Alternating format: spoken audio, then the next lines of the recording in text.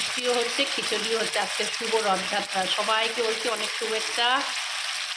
প্রচুর ভিড় হবে, প্রচুর রাস্তাঘাটে, যে যার সাবধানে যাবেন, চলবেন, ফিরবেন। আর কি বলবো, সবাই শান্তিতে রথ দেখে জয় জগন্নাথ, জয় জগন্নাথ, জয় জগন্নাথ দেখে বাড়িতে আসবেন।